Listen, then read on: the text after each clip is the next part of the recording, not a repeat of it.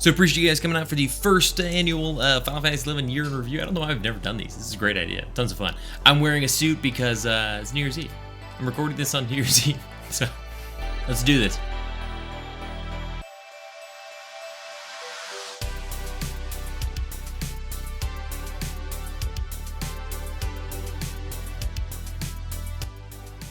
If you're new here, this is Hunt for Games. We talk a lot about Final Fantasy XI, other MMOs, and nostalgia in general with classic games. If you've been here before, obviously welcome back, and I hope to see you on the streams Tuesday and Thursday on Twitch. Link in the description below. But let's get started with 2021. It was a big year, surprisingly a huge year for Final Fantasy XI. But it didn't start out that way. In the beginning of the year, January 2021, and by the way, to remind myself what has happened this year, because oh my god, has it been a weirdly long and yet short year? I'm looking at the patch notes. January was the initial introduction for some of the I think it's pronounced Sheol changes in Odyssey, with some of the new notorious monsters that led to a lot of the changes of how that content now works with the upgradable, augmentable rewards that we get from that content. In general, I think people were excited for this update.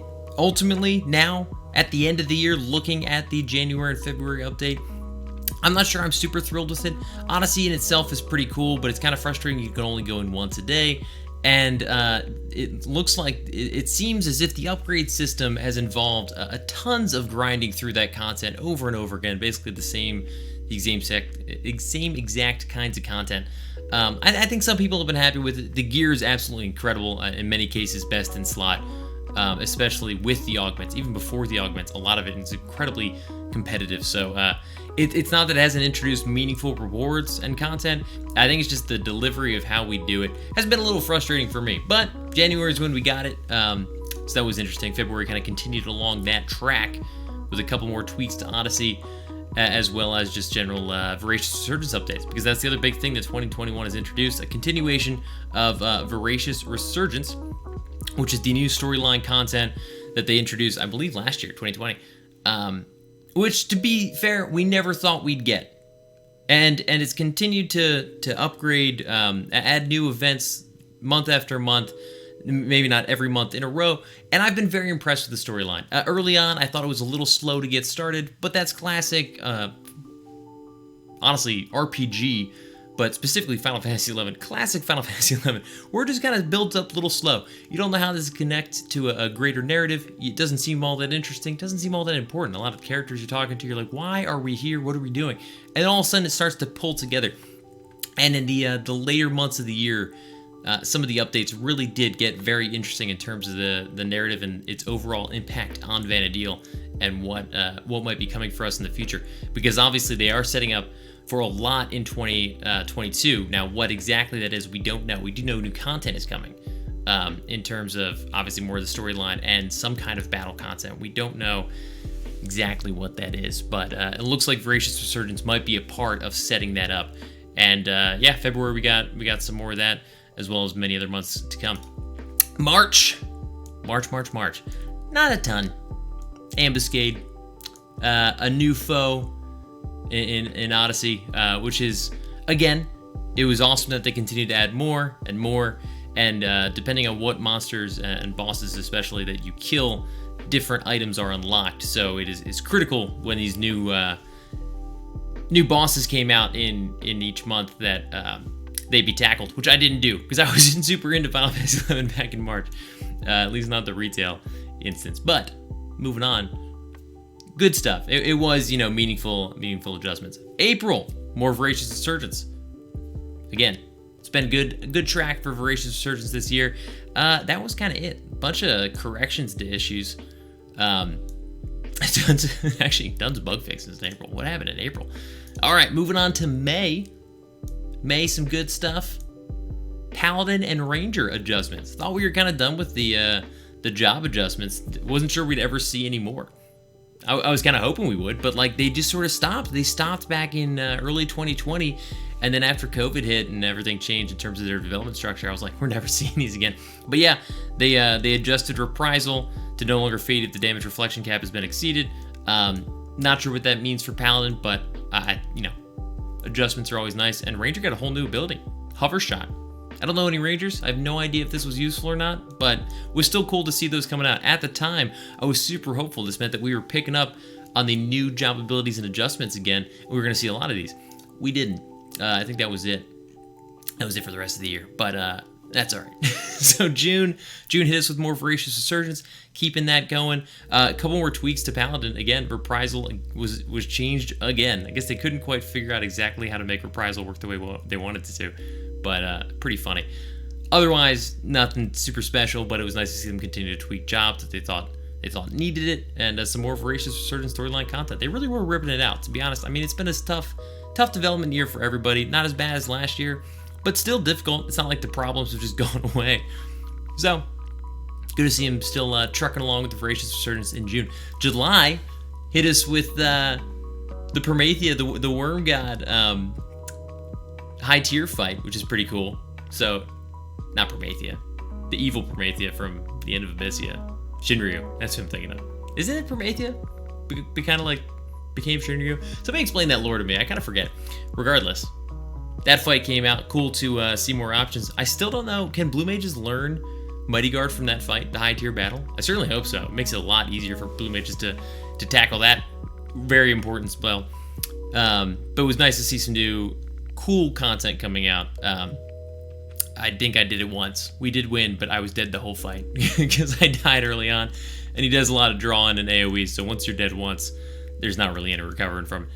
Other than that, nothing that I can see. A lot of tweaks to random issues and a whole section on meshing's receiver now functions in the following areas. That is the most unusual key item that I think I've ever received, but still, not bad. Love seeing some new fights, even if they're rehashed old fights, but that's been kind of the Final Fantasy 11 model, so I don't really mind. Moving on to August.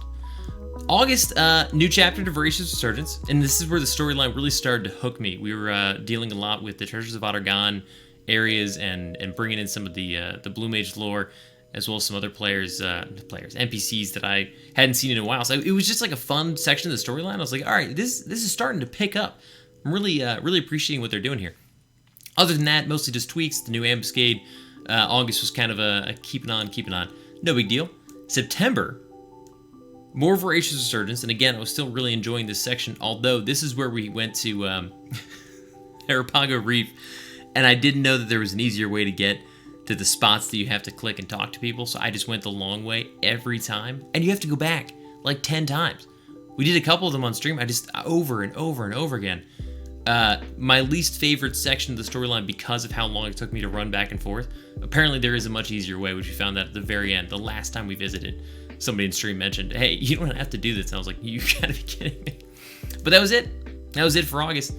I'm sorry, September. Moving on, October. October was kind of small. Had us all a little bit worried.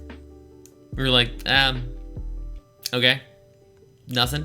No Voracious Resurgence. They did introduce some alter ego changes to Valinerol to be a better AoE tank, trust tank, which, to be honest, was huge, and I didn't realize it in October because I wasn't really paying attention. But he's an incredibly valuable now AoE trust tank, which won't be able to handle the most incredibly difficult enemies, but he can handle a few Apex mobs for a while as long as somebody's healing him. So definitely a huge update for the solo experience with Trust in October. So glad to see they're still tweaking that experience.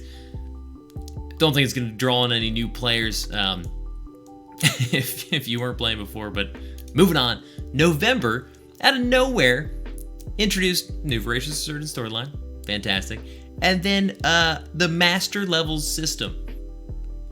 Totally changing how we can level and expand our strength as a character in Vanadil, and surpass our limits with the sub-job beyond 49 to now 53 after reaching Master Level 20.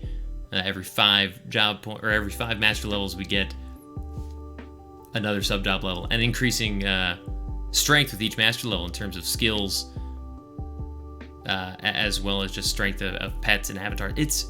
It was crazy. It's insane. It's what maybe came back to retail. This change was massive, and still is, I think, the biggest update to happen to Final Fantasy XI in the past 5 years. This changes the future of how players can grow and increase their strength, And I can only imagine what they must have ahead of us if this is going to be out there in the wild. Because the job point master, reaching master level 0, getting 2100 job points, was already a pretty significant grind that I can't stand. But it was a huge power increase. And with the introduction of the master level system, we just go even further beyond. And it's incredible. I really hope that they've got some awesome stuff in the future. My hope for this, in terms of the leveling experience, is that they continue to introduce new camps. With this update, they made the Promethean Holodem and Maya, Basel, and Alzadi Undersea Ruins new Apex camps that were even tougher than the ones that we previously had access to. So it was cool to see some new camps, new places to level past 99. I'm hoping more of those camps to give us kind of a new game plus feel where we keep leveling through these camps as we keep gaining in strength, because that was the coolest part of this new leveling experience. And the fact that we actually watch the master levels tick up, 1, 2, and if you do a search or you look in your link shell, you see somebody's like master level 8 or 0 if you just started. It's kind of hilarious that we start at 0, but regardless, it's awesome. I think it changes the whole feel. It's a way better experience than job points, where like as you're leveling in the wild, you're getting job points, you're just banking them up to spend later. It's not quite as fun that way as it is just like you see the little level up, you're stronger.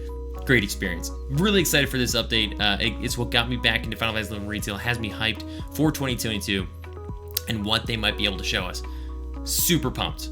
This was huge, and it came out of nowhere, which is also very exciting because they weren't like hyping this up, they just kind of did it. So we'll see next year if they can live up to that. December could never top that. New Voracious Resurgence to close things out. I actually haven't even done that quest line yet, so I'll be curious if it is good. I just hit Blue Mage Master the other day, so I was mostly focused on trying to take advantage of leveling campaigns and get up to the master level system with my Blue Mage instead of Summoner, which I'm not enjoying as much at master level as I maybe thought I would. But anyways, so where does that leave us in 2021 with Final Fantasy XI? I think it was a good year. I don't think that any of these changes ultimately, barring maybe the November update, we're going to bring in any players that weren't interested before, that were looking at Final Fantasy XI in its current state and said, you know what, it's just not really matching the gameplay flow that I'm looking for. I don't know if it's got the right speed, the right kind of content, the right breadth of progress that you can make. It's not going to change the minds of any of those players. It might change the minds of players that were bored, that felt like they had totally completed everything. There's obviously now a new grind to complete, and in theory, we've already been told, but I mean, we don't know what it is. New content on the horizon that will require that level of strength to tackle it. So I think it'll bring a couple of those players back. It certainly brought me back in terms of like my minor excitement about what is coming next. But yeah, I mean, if you weren't happy with Final Fantasy XI Retail in the beginning of 2021, I don't think Final Fantasy XI Retail at the end of 2021 is going to change your mind.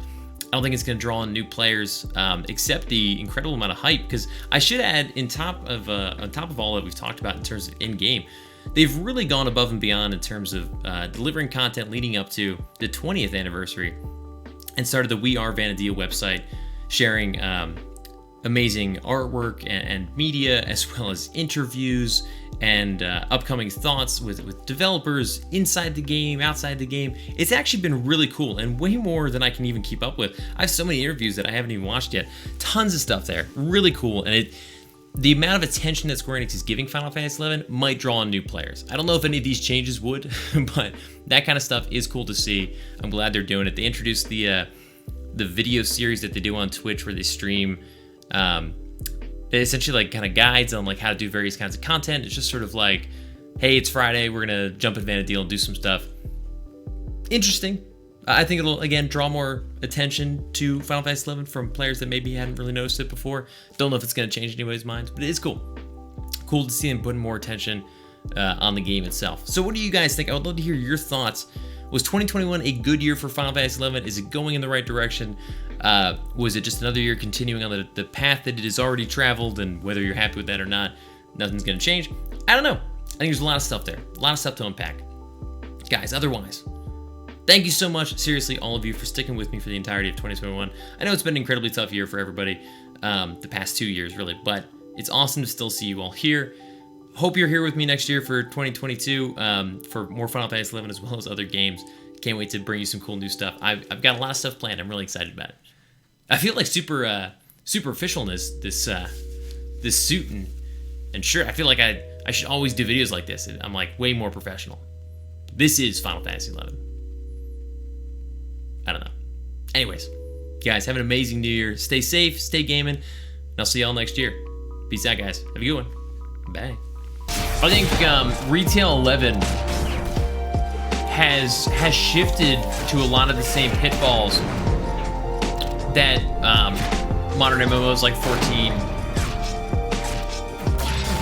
kind of have, that make it much more approachable and easy to play in like short bursts, which, you know,